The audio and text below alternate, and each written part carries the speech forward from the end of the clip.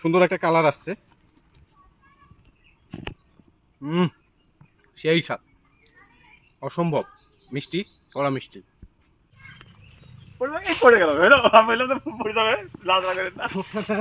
আমরা ট্রায়াল বেসে আজকে যাক দুটা অন্তত পাকা আম পাড়তে পেরেছি, এবং আমরা প্রত্যেকদিনই কিন্তু বাগানে এসে ট্রায়াল দিই।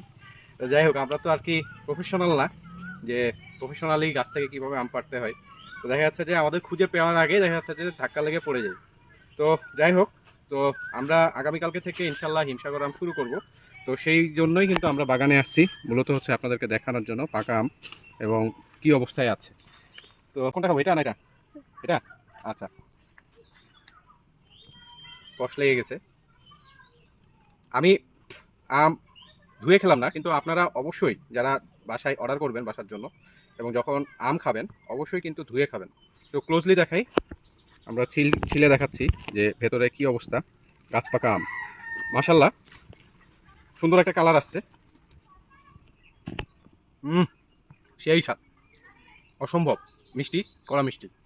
ইনশাল্লাহ ঈদের আগে আগামীকালকে 1 জুন এবং পরের দিন 2রা জুন আপনাদেরকে সরবরাহের জন্য আমাদের সর্বাত্মক চেষ্টা থাকবে এরকম মজার মজার হিমসাগর আম। আমাদের সাথে থাকবেন, বাংলা ট্রেডিশনের সাথেই থাকবেন এবং আমাদের রাজশাহীর হিমসাগরের সাথে থাকবেন। আসসালামু আলাইকুম।